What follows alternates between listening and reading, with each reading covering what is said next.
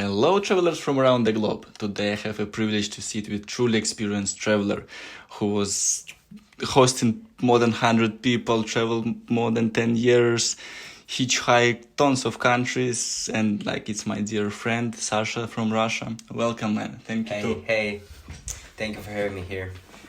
Cool. Man, we can talk about a lot of stuff, like the amount, what you did, of the travel, what where you've been, the way how you travel. Again, the Couchsurfing app I was mentioning before in previous episodes, and I think so far you on all these parameters, top of the top, So man, can you please open up, the way how you started all this journey of traveler? Because man, more than 10 years ago, and your destination so exotic, so unpopular and popular in the same time. So where it's all coming from? Oh, well, where should I start? I think it all started when my dad showed me, he bought a map, world map, and he showed me a few places like Bandar Seri Begawan and Addis Ababa. I don't know. And I was so curious about those places. I was like, what the hell?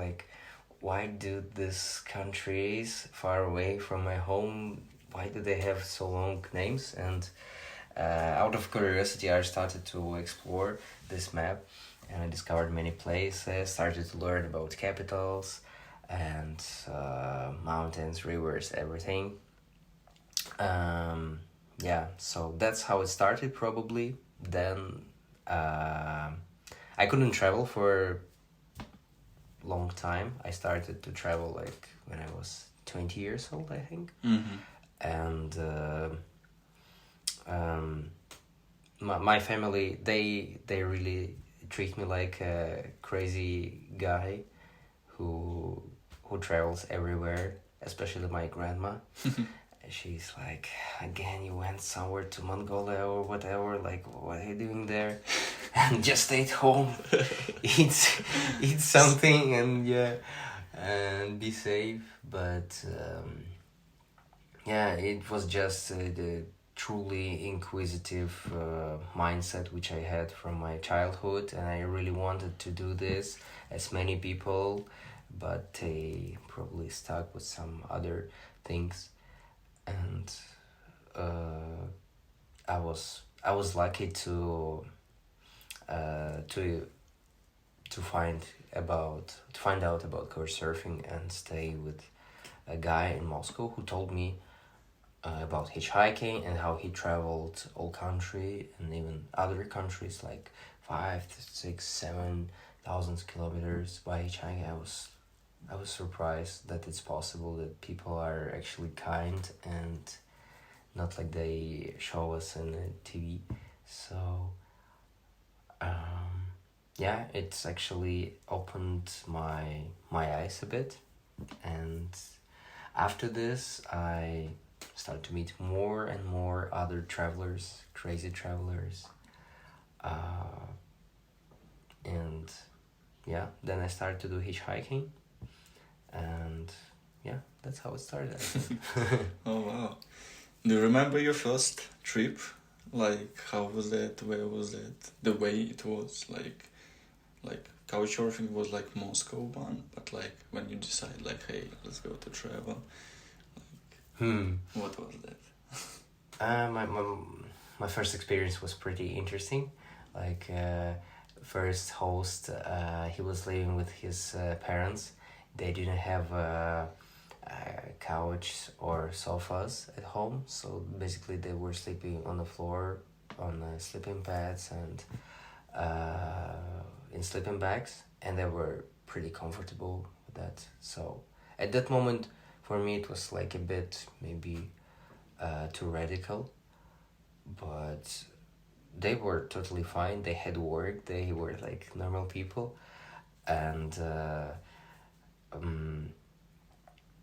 that was interesting. The second night, the second experience I had in St. Petersburg where a guy, he asked us our passports or IDs, Oh. and he took a picture of them. Oh. But like on Couchsurfing or like It was on, like on, a on the regular group. booking or something? It was like Facebook group on Couchsurfing. It was actually VK, okay. I but got yeah, it. it's like so in this social Wow, media. passports. Okay, you know, guy checking like, you know. Yeah. Trust issues. Yeah, but he was Interesting. actually nice guy. Yeah. But actually, at first, I couldn't use Couchsurfing because I thought you have to speak English. I didn't speak English at all back then, and still I have to fix it and learn about this language more. But yeah, it is what it is, and yeah, I was scared that I couldn't speak like fluently, so maybe I don't have to use it. So I left this idea for some moment. Then I come back when I really wanted to meet foreigners, and I started to host, and it really boosted my motivation to learn this language. So yeah, after this, when you meet people from around the world, you feel you're part of this big community, and when you hear stories like, okay, I just take my kayak and I go to Zimbabwe. Do you want to join? Or like, oh, our big family, we go from Chad to Angola by bus, and we just hear those stories. Or like, come on, let's go to K2 in Pakistan. It's like too easy, like Everest, but it's a bit harder, but it's okay. And you're just, wow, that's kind of impossible, but not, you see, it's possible. People, they do this. Yeah, so... So if I understand you correct, like you visited some like places inside your country, then you started to host people, and only after like some time, like you got like abroad, like travel abroad, right? Yeah. So yeah, I went like I lived for some time in Ukraine, and I traveled to Belarus but it was just like music festivals or so. So yeah, then I went to Czechia and other European countries. Oh no, well, first of all, I went to Malaysia, to Kazakhstan, Uzbekistan, Kyrgyzstan, and Tajikistan. Yeah, it was a great experience. It was truly different and totally different if you compare it to other like countries like Russia, Belarus, Ukraine, because they speak Russian. They have like mentality is much closer to those countries than to, I don't know, like Germany or like France. So yeah, but it was like I like it, and for me it was something peculiar and unusual. Bro, you touch some like topic, and it's I found it's really interesting and really important. The language, right? Like both of us like Russian speakers, and I know the pain. What was like in general like communication with people, with international people, you know, how to communicate, and we have this social pressure, maybe, you know, some perfectionism that like you have to say, I don't know, I was there, not I were there, you know, and like all these people always like, you know, trying to, even though they don't speak, you know, like they're not native speakers, and they try to fix, and it's like, you know, it's like we have a lot of pressure in our countries of, you know, speak correct, do this or do that correct. Anyway, so and you said by yourself like you had this fear, like, you know, and how did you like manage it? How you manage it? How you kind of went out? Do you have any like some particular story who, let's say, calm you down and say, hey man, like it's okay, it's not our native, we speak the way we speak, you know, like I don't know, like yeah. If so, like, I don't know, in general, like, what was your way to improve, and then, like, how much important the language, in your opinion, is, like, to know at least some to communicate with people, because, yeah, in first stages, let's say, communication was not much, so, but still, it was a lot of fun, right? Correct.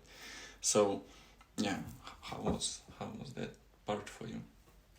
I would say that from my perspective, or perspective of Russian speaking person living in countries like Russia, you don't really need to learn other languages, so it's like normal to not to speak other languages. And some people treat you like a super wise guy who like learned some like 1-2 languages. You're like genius or something. But again, when you dive into this community, what I did, and it was pretty normal to speak 3, 4, 5 languages. It was nothing special. And when I started to host people, I was again, I didn't have this big fear, but I was it just really gave me a reason to learn it, to show, okay, you wanna travel, you wanna meet travelers, you wanna learn more, discover this world, so come on, do this. And I started to do some what's the name of this popular Applications? application, yeah, Duolingo? kind of Duolingo, yeah, but like better version than this. Yeah, I didn't like Duolingo. Thanks, Sorry, guys. Thanks, man. Same. I totally resonate with you. It's not for language, you know. It's not for language application. I don't know why it's popular. Yeah. I actually tried Memrise. If you like to try something new and learn languages, I think they have a good. Memorize. It's an app. Memrise. It's an app for learning different languages. They don't have many of them, but at least European languages like Italian, French, German, obviously English. I think some Chinese.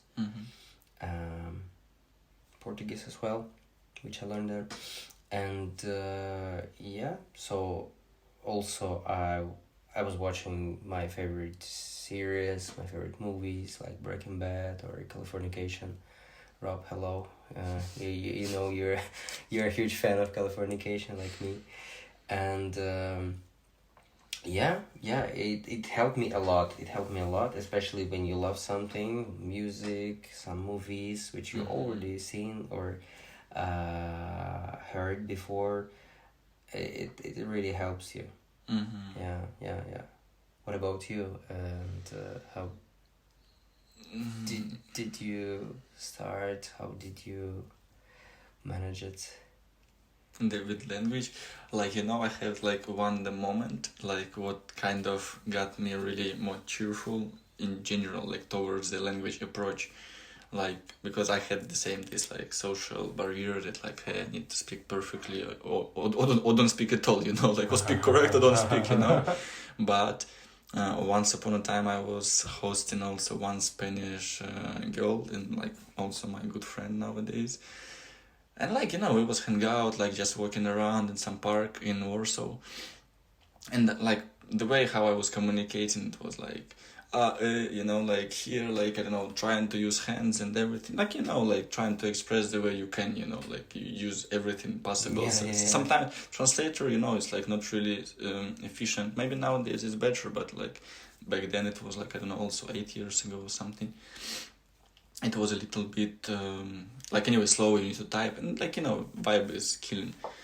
And then like, and I was always like, oh, sorry for my bad English, sorry, you know. And then like she was like, man, you know, I'm not native speaker, like I understand what you say, like just like, you know. So and in this kind of moment, that kind of simple phrase impacted me, and like, yeah, really, like, you know, none of us native, so why I worry like for grammar or for what, you know. And then like with time to time, kind of like with practice, speaking with people, like travel, you need to express, you need to buy something, I don't know. In other countries, only kind of English in this way is common language, more or less, what, you know, everybody more or less knows around. So like that kind of helped me, and then like practice and travel and practice, and like it's get better, even like memorize, like, you know, like a baby, like literally repeat for the the sound on the ground. Like a baby literally repeat, you know, like the phrases or words you hear from other during communication, and then it was coming to my mind. I mean, like with time, like subconsciously, like not, you know, remember. Yeah, and of course, like if originally it was not from the scratch, you know, like originally in school I had some small base, you know, some. I think everybody kind of have it, right? Yeah. Yeah. So. But was it? Are you saying that it was actually couchsurfing? Like couchsurfers help you. Totally. Yeah. Couchsurfing in general. Yeah, that's why I touch this application a lot in the podcast, even though it's not the greatest application. But like it's gave me a lot. It's made me like as a person with a lot of aspects, and even simple things like a language, you know.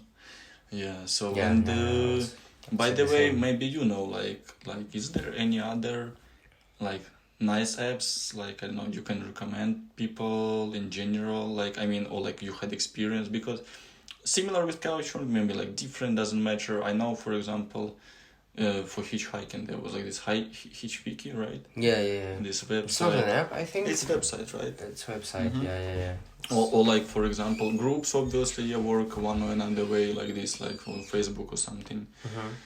And I know that like some like word packers or something, but I don't know, like if you have experience, if you like try them, if you like, you know, meet people through them, like, yeah, like if so, like I would like also to know by myself, and feel free to share.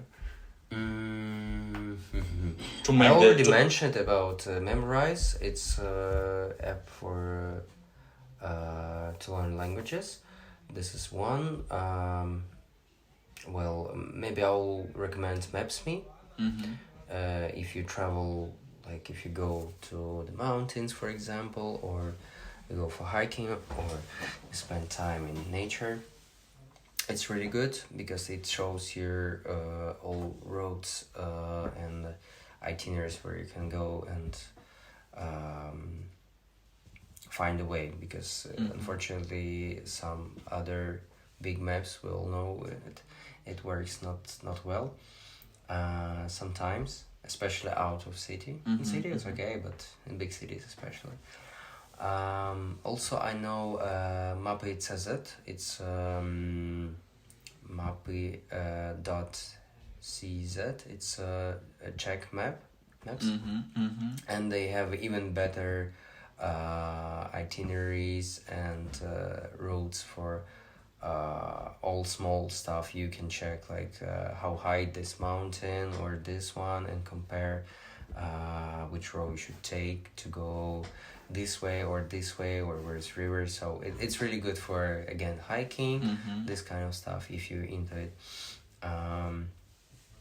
What else? Too Good To Go, but it's for European countries, most of European countries.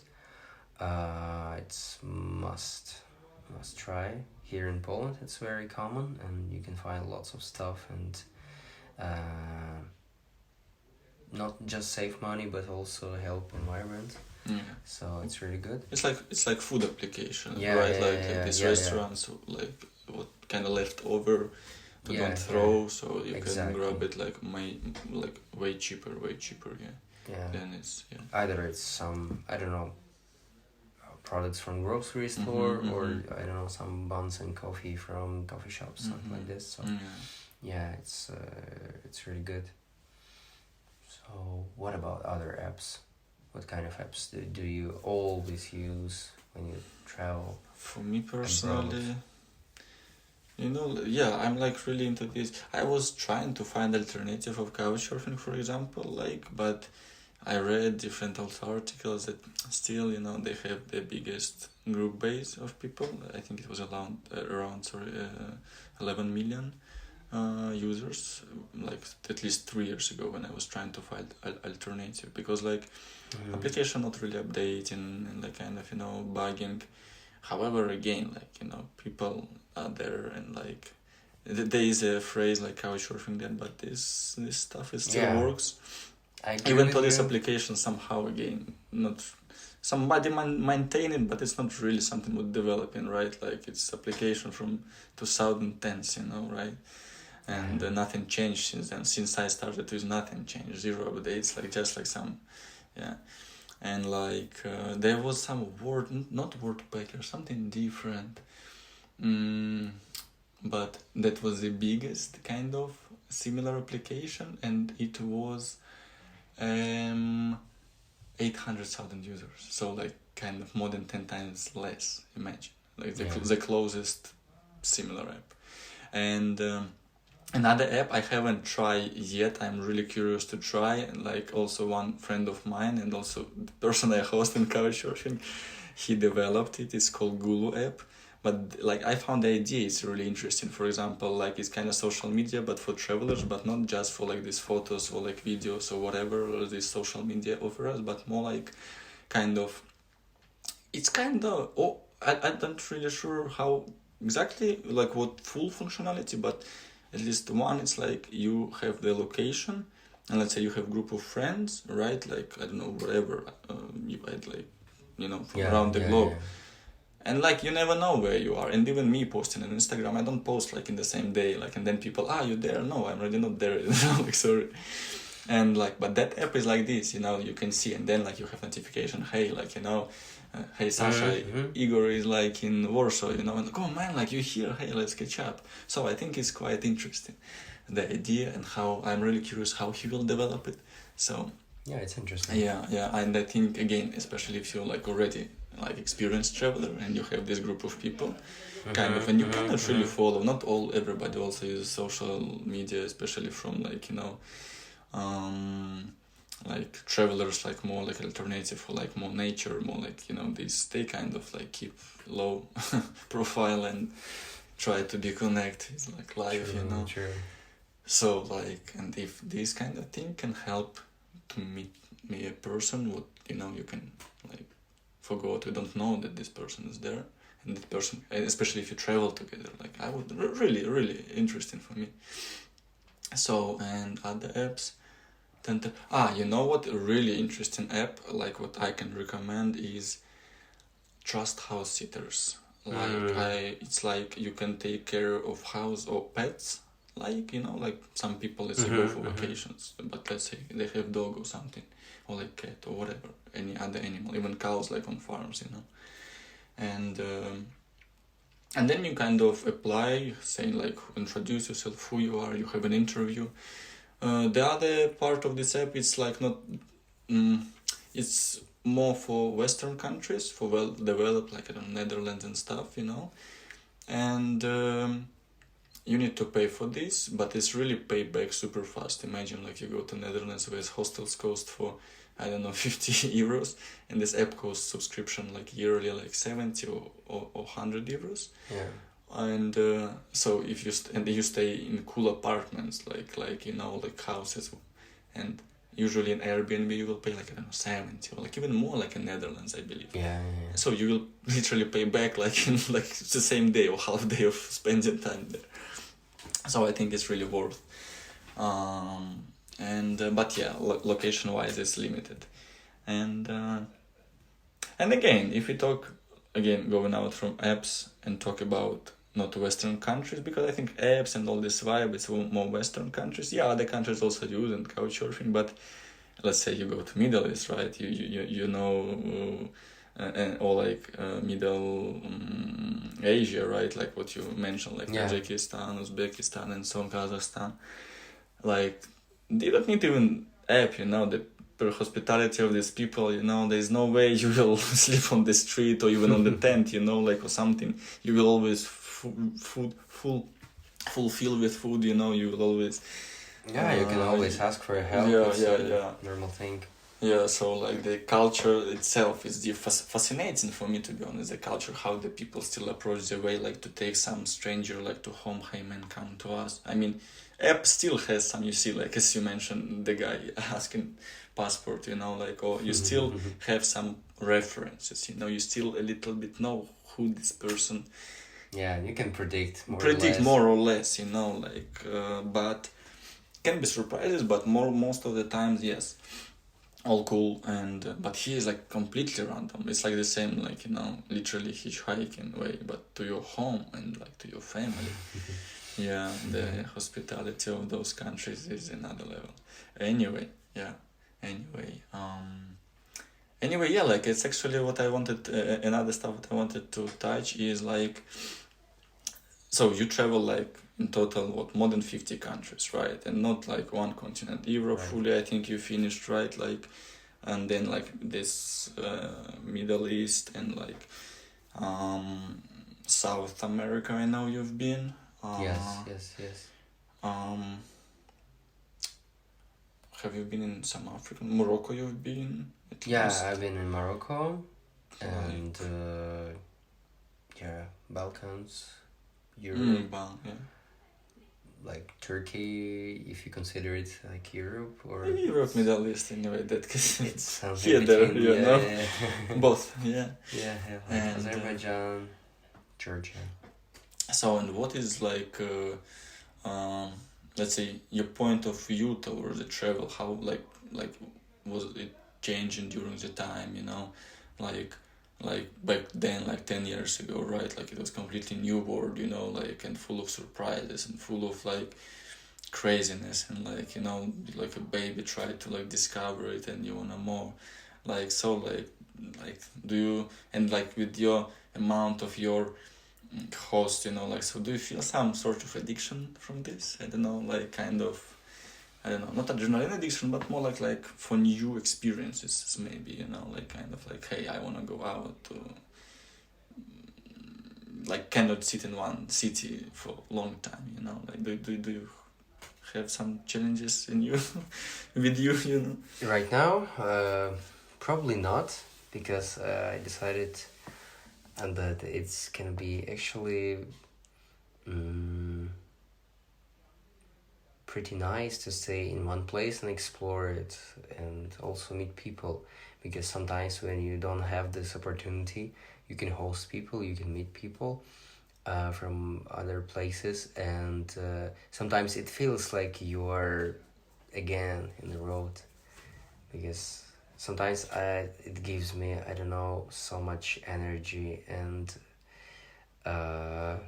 just covers me in pure happiness when you are traveling again, just walking down the road with your backpack, and it's just super nice. Sometimes it's better maybe than to go to psychiatrist and find out about your problems, because you can actually talk to yourself. Maybe some people will think it's crazy, but it's like a treatment to stay in nature, to be closer to nature, and just be yourself, explore yourself in this world, meet people. That's what I love. But what was your question? Well, yeah, no, in general, I wanted to just to follow your, you know, like kind of mind change during, let's say, last 10 years. Yeah, exactly, yes. Yeah, about the way how you see the travel, and like if like that brought you some sort of like, yeah, like addiction. You already answered like that, like now you're more like into calm mode. Totally understand you in certain way. Like I also don't really go in like for amount of something. Now I'm like, yeah, like trying to get some experience, some extra, you know, like as you know, like the skydiving, right? Like go to another country, see it from the top, experience different people, and then have this experience like in another country, like, oh wow, interesting, you know? So, or like, I don't know, some other activities, or like again nature wise, yeah, for me nowadays. So something like this I wanted, because back then for me was like, yeah, like budgeting, like save money and like keep going, you know, like furthermore. Yeah, yeah, Yeah, so the same way. I think when I started, it was pretty funny because some experienced hitchhikers and travelers, they were like, when they saw my pictures in the internet, because like in Russia, the same for Poland, we have in both of these countries, you will find a big hitchhiking community, and these people, they were like, when I posted some pictures, they were like, "Come on, man, you're traveling with plastic bag. Are you like redneck homeless or what? Like, what's going on? Like, you should be like this and like that." And some people, because in Russia, yeah, I'm saying a lot of this word maybe. Some people, this word, maybe some people won't like it. Right. But, well, it's your country, but man. yeah. It's your country. You know, you don't choose this stuff. Yeah. But it's an interesting fact because in Russia, hitchhiking is actually officially it's a sport. It's official type of sport, and their hitchhiking race. Oh. They do it like every year, I think maybe 2 or 3 times per year, and the same for Poland. They also do. I know this in Poland races. for students they have Yes. something like that. You can go like I don't know. Oh, it's Red Bull does or something I heard, or some Erasmus. I don't Yes. remember somebody. Yeah, I heard, but too late. I Yes. was already not student. Yeah. But in Russia, like all people, like 40, 50 people, 50 years, 50 plus years, they do this. And they have special costumes, like so they're pretty crazy. They have like their sign gestures, guides, like how to do this. Yeah, you cannot see this, but yeah, it's actually interesting how they do Wow, this. well, that's interesting. Yeah, so it's like I don't know, religion or something. Right. Yeah. Some people they're too crazy, and sometimes they ask. Like hitchhikers like me, why do you go to the road with just your thumbs up? You just show your thumbs up. It's like it doesn't work like this. You should be like better than this or something. Alright. So yeah, it's just people fun of their thing, you know. Well, actually, also interesting topic, and like I think way of travel, right? The hitchhike.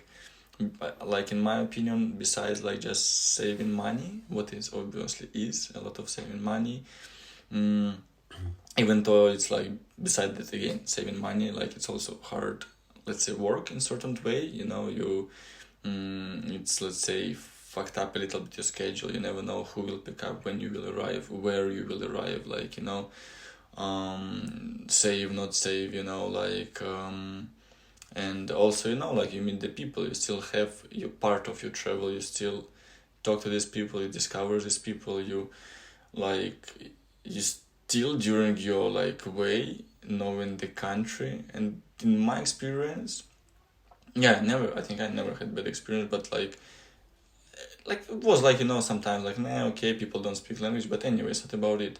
So like, and you also mentioned you also travel a lot with hitchhiking with different countries, like super different, you know, like, and in the Middle East, like in, again, like I don't know, maybe you can tell where, I don't even know, like, because you everywhere you do it, you know.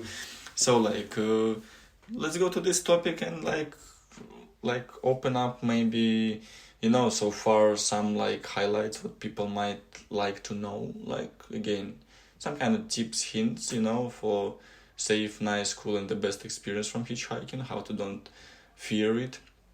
Also, I think worth to mention, like both of us, we travel with female friends or like partners, so you know, always. And you know, like also like maybe female audience would be interested how to be safe, you know, if you know some information, please feel free. I will start from the end, because I have some female friends. They travel by hitchhiking alone, and I know even one friend, she traveled whole Turkey alone, Iran and Tajikistan. So it's kind of impressive, and she told me that she never had a bad experience. And this kind of girls, they always have a special if guys they do like kind of pickup lines. So she has, I don't know how to say it, how to put it, she's like a pickup line goalkeeper or something, because she always know where ball goes and she can catch it. Especially if girls they're scared to go to Muslim countries, you can always say that you're religious. Of course, sometimes you have to lie that you're religious, or you're have a husband, boyfriend who waits for you in the next city where you go with your driver. But yeah, unfortunately, it happens sometimes when you're a female traveler and you guys trying to hit on you, but you just have to be ready for it. One of my friends, she always used this strategy. She told everyone that she has HIV. Whoa. Yeah, I don't know if it's true, but But I it'll think work not. I for hope sure, yeah. she's fine, Yeah. Yulia, and yeah, but she told me she never had a bad experience. I hope it works. What about man's perspective, or just in general, if you travel as a couple, or like with like mixed like male and female couple? So usually you just after some time, of course, you see people how they look at you, and different people stop for you in different countries. It might be like rich guy on Rolls Royce, or it can be like down next here from Uzbekistan, like very poor car, and oops. I hope he is all right. Oh yeah, something fall down Yeah. from the wall, I guess. Yeah. yeah, he is okay. Don't worry, guys. Well, so yeah, basically you just see this kind of people, and for your first hitchhiking, probably you have to find someone who did it before. You have to see how it works, how people with experience can tell you more, especially on the road with practice. So try to do this and don't go far away. Just go for like 20-30 kilometers to the place where you've never been. For sure, you've never been in the closest village where you have some, I don't know, handcrafts, something, and or some, I don't know, river, or yeah, like my grandma, she lives in Odessa in Ukraine, and for the last 10 years she was on the Black Sea maybe one time. Because I asked her, like, let's go, come on, you live just 10 minutes from the sea, come on, and she's like, I'm too lazy. Yeah, and I guess most of the people, they would love to go some far away, to go to, I don't know, Mumbai, Sumatra, or I don't know, Washington DC, but not like I don't know, like lots from Warsaw, like 100 kilometers. So well, and like to wrap up like the hitchhike itself, so what would be your like steps, you know, like let's say like what you would do if you need to go, let's say, from Warsaw to Washington DC, like what you will do, or like I don't know, in general, it doesn't matter to Istanbul, like what you will, like what's your plan, and then action, you know, like kind of just steps, preparation, you know. How do you plan? It's interesting. It depends. Sometimes I ask just people from this country or region, where would you like to go?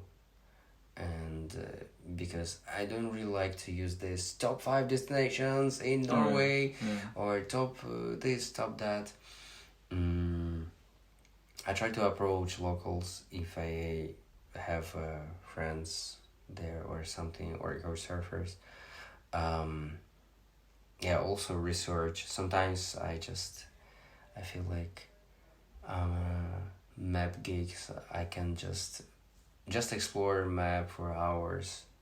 Yeah, right now I can do this, but before, when I had more time for this, I was like staring at the map, like, oh, here's like some Manitoba province in Canada. What do they have here? Like in the western part, like there's nothing.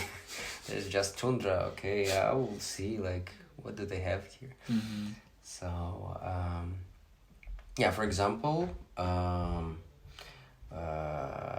when I plan to go somewhere, I want to see something special, some sites, nature places, something maybe UNESCO heritage, and meet people, of course. I check Couchsurfing always. I ask my friends, do they have friends who know some friends Mm-hmm.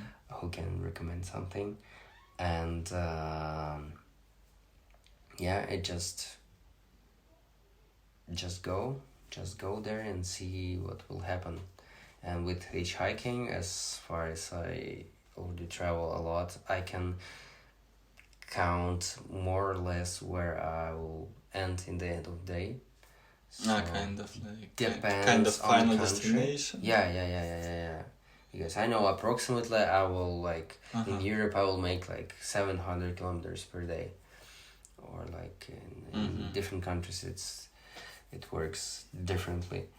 Like in Brazil, it was sometimes you can stuck for hours there and nobody will pick you up. Especially if you're a bit black like me. For Brazilians. Yeah. Sometimes they will treat you like, I don't trust this guy. Right. And they do have this. Yeah. Yeah. Like, do you usually like signs or like just fingers as your community in Russia didn't like the finger way, but like, yeah, because I don't know, like how from your practical like way, like is it must have this sign? Maybe for big cities, I don't know, maybe yes, but in general, like Do you mean like carton board? yeah, board, board. Yeah. Sign. Yeah. Should have, yeah. I think sometimes it works. Again, you have to know some special I don't know, it's not rules, but some basically you just have to ask locals about how it's better to do. Like, do people usually do this or not?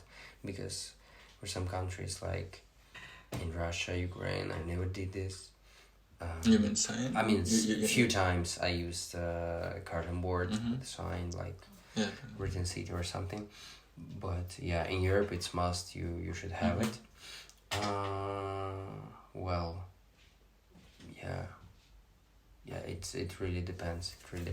And what you will do, like, if again on your way, let's say, the way not going smooth, and let's say that, like, you kind of ending up a little bit on the road, getting dark, like how you will figure out the situation with sleep, I don't know, with like,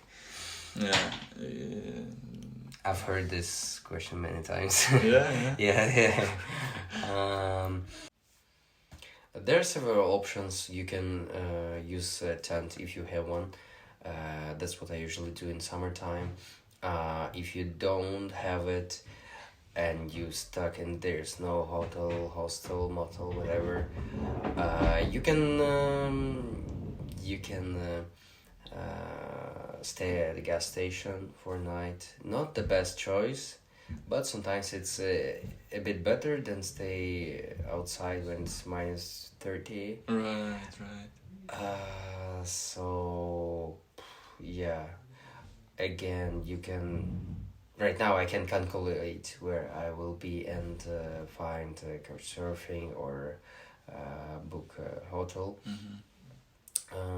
But yeah, if you travel it's better it's better to travel in summertime or like time when it's warm in your country region, and just take a tent if you're not scared to put a tent and sleep alone. I was scared 10 years ago. I was really scared to sleep alone in just in forest. Like, oh my god, what if it was always in my mind, but it turned out well. So yeah, that's what I would do. Got it. Well, and you mentioned this like scary, this fear topic, also quite interesting, like, because again, especially this kind of travel, like, you know, less comfortable, more like alternative, let's say, in certain way, with like sleeping, where you kind of end up, you know, without really much knowing where you're sleeping, don't know the zone, like location, just like, or like again, even like regular camping, like in when you hiking, like in nature in general, like couchsurfing, different people hitchhiking, sit in their cars. So the fear in general, like, you know, it's constant fear, constant discomfort in some ways. So like, and you mentioned that you had this fear, you fucking scared, like, you know, in these moments, and I had on myself, you know, like that. I remember once in tent, we were just sleeping on some field, and then we woke up, this like tent like is shaking, moving, like what the hell? We thought somebody maybe, like, you know, maybe we on some territory, maybe we did something wrong, and crap, like this tent was like, you know, do something like hitting it. Like, what the hell, you know, like in the morning, you like first thing what you have in the morning. And I was with my friend. The friend was like a little bit bigger than me. He's like physical gym guy, and I was like, crap, man, like you go, you know, like, you know, check it out, you know. He's going out, he's taking out the head, kind of checking carefully. It was a cow, and the cow was walking, and that was strings from the tent. The cow was literally like, you know, hitting by legs, because cow doesn't know like what the hell. And it's like ding, like guitar, you know, in our tent, like somebody like punching. Yeah. Like, oh my god, but if fear inside you, like crazy scared, maybe it's some, I know, like wolves, you know, people, I don't know, like whatever, you know, have no idea. Especially if you just sleep in the middle of the night. Right, yeah. So it was so random, you know, like, and scary, really scary. So like, anyway, yeah, how you face this fear, like, and like what can you also tell the people about, like the, you know, to facing the fear, like, yeah, in general. Well, if we're talking about tent and how to put it safely, I would recommend you, if you travel abroad, like not European Union or countries like this, maybe like USA or something, maybe Asia or this kind of countries, you can always approach locals, maybe. And again, even like in Western countries, you can ask locals to stay in their property if they don't mind. Or in countries where you're a bit scared about maybe what if like someone will steal from me something, you can go to a police station. You can put it close to police station, for example. In Uzbekistan once I asked if we can put our tent in close to this police station, but people were like, come on, will you stay here? No, it's too cold, like, come on, this guy will host you. And there was a guy, just a random guy, he probably visited his friend in the police station. He was like, well, it's like almost midnight, okay, let's go. And he knocked the door like, hey, my wife, we have a guest here. Some random dude from super random. It was super fun. Yeah. And also you remind me of some scary situations where I was sleeping, or we were sleeping with like my friends in tent. I think it was Kyrgyzstan, and it was something close to a Kazakhstan border, and we were in a very picturesque hill, like with mountains and stuff like that. and in the night we heard like super strange screams or sounds like something like this, and it wasn't wind, it wasn't like humans for sure. It was something unusual, and we were kind of scared. We were just three of us, my friend from Paris, my friend from Russia, and me. And I was like, okay, let's try. I'll go to see what's going on. And I saw a bunch of horses, like going somewhere, and they were doing like this strange like brass or something, like sometimes. Yeah, it was, but it was actually so beautiful, like watching a movie, like you're going out from your tent and you see like tens of like dozens of these beautiful horses. Yeah. So yeah. Yeah, you see, like it's kind of, sometimes it's like fear is nearby the beauty, right? In certain way. Yeah. When you have fear, but then you discover and like, oh crap, it's actually something cute or something cool or something else, or something kind of like where I'm pointing.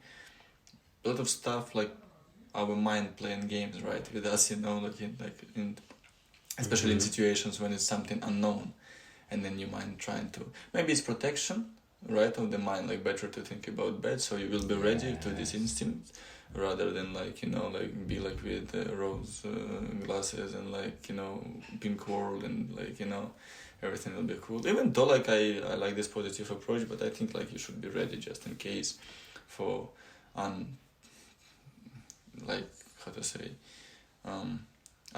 unpleasant situation, like what you will do, what you will react, where you will call, where you will run, where you will punch person if need, really if there is a situation of safety, it's better punch and run, or something like this for safety reason, and anyway, nice, and Sasha, I wanna move a little bit to topic, again, with all this amount of experience and your life, how it's changing, and we are somehow growing up, and again, requirements of the life sometimes change, right? The same travelers change, Yeah. So I know that lately you start your it's not like an agency, but you providing tour services to people, right? So and I know that you are trying to make it in a beautiful way, unusual way, the way how you did it for 10 years, the way you try to show the people, just in the most safety way, less crazy, but so people can discover different places, not just go to some city, hey, let's do some site, but you bringing them to some nice destinations. You try to find them on your map, random map. yeah And I was that's what I can do, right, and I was there participator somehow on one of the tours, in the really cool stony forest in Czech. I don't know how you call this, just it's nice, cool, big stones, big as fuck stones, And it's kind of cliffs, but okay, cliffs, right? Maybe, but usually cliffs are just near the sea, but yeah, but the thing is it was not kind of connected to some kind of mountain, but anyway, it was magical forest where there was rain, what create the vibe even more magic, this so can you tell me how did you come to this idea? Why did you decide to do so? Because it's a little bit commercial anyway. And again, how you decide to take responsibility for people, for their well-being in certain way, for their experiences, right? Because it's a lot of responsibility for this. And again, then this monetary part that you need to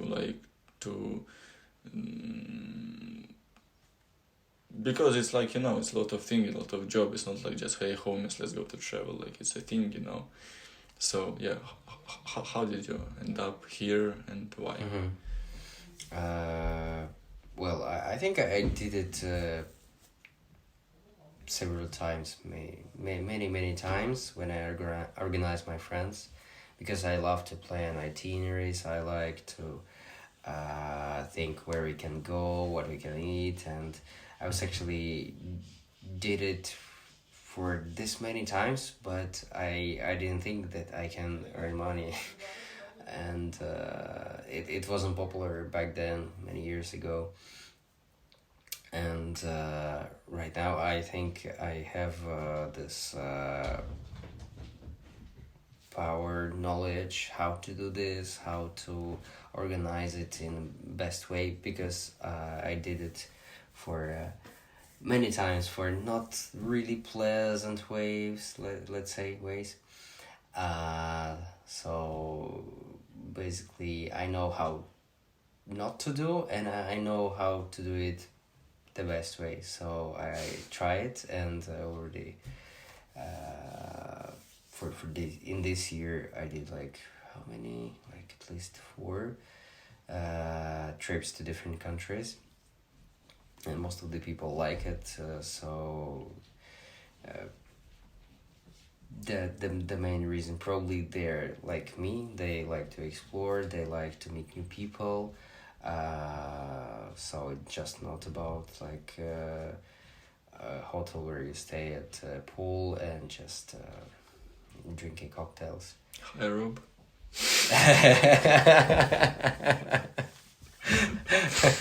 How was Brisbane? Yeah. So yeah, and you told me you like it. I hope it's not you're not flattering. It's like true, and what people are saying as well, and bringing other friends with them again and again. So yeah, I'm working hard, and you're always welcome to join me. Next trips will be and we will go, you know, like we will go like to when, like in end of June, we're like to this Finland islands and something, so it will be our another trip. Yes. You know. And yeah, like if you like, feel free to share, like, you know, your upcoming trips maybe. Yeah, for next month. I don't know when you will drop this podcast, when it will happen. But yeah, at the end of May, I have a trip to Mazur Lakes. It's like probably the most popular place where Poles usually go for vacation or summer if they don't have much time or much money to go abroad. And it's like it has many things to offer, because it's like basically thousands of lakes all together in this area, and you can pick out any place which you like. It's like full of forest, lakes. That's what I like. And yeah, again, I have to admit that I like to, I don't know, I feel like it's my superpower to bring people together, to connect them, and I don't know, it makes me happy like to kind of share my friends, but don't think it's like not this way what you can think, but yeah. And just it's also like other discovery part which I like to do, meet people, and So end of May, Missouri. What for June? June is gonna be 13, 14 of June, I think. It's gonna be a trip to Czechia, to the Czech Republic. Right. There's a place, Bromovské Steny. It's a national park where you can, we already discussed this place, where you can go hiking around a beautiful forest with these cliffs. It's very nice. Check it out. Maybe you heard about Adlerspach or Swiss, what's the name? Swiss Saxony in close to Dresden in Germany. They'll also have this kind of forest and huge stones. It's very nice. I also recommend you to go there if you've never been there. So please join me. Also, we'll have a trip to Åland Islands. It's a Finnish archipelago between Sweden and Finland, where they speak Swedish, but it's Finland. Yeah. They have a interesting story, like history. Very interesting. It was part of Russian Empire. It was part of Sweden. It was part of Finland, and later, like in 20th century, they demilitarized this zone, and they kind of independent. They have their own like driver plate numbers. They have like their phone numbers. They have their time zone. So they're like quite of independent. They're like we're Ålands. We're not like Finns. We're not like Swedish. But interesting. Yeah. And when we will go there, it's gonna be white night, so you can witness this time of the year when the sun just it doesn't go down. So it's really interesting. If you've never seen it, it probably will leave you know. Man, yeah, like I'm excited about this trip anyway, like and again white nights, weather, island, you know. Sauna. Sauna, right. Yeah. Oh, saunas will be really cool. Cool. Is there anything what you would like to share with people, you know, with travelers, maybe young travelers? You never know who's gonna listen us, but like, you know, some encourage words or like some again some tips, like, or like if you your tours already you shared, like whatever you feel like kind of last word. Always drink water, try to be safe, and always take care of you and people around you. What I want to say, travel, it works to travel. Right. Thank you, man. Really cool chat, nice chat, an interesting environment with some my friend who hosted me, neighbors noise, you know. Again, this like Couchsurfing world, but here we are with all of you, and you hear what you hear. Thank you, man. Really, it was really cool to talk to you. So thank you. I feel the same. Cool.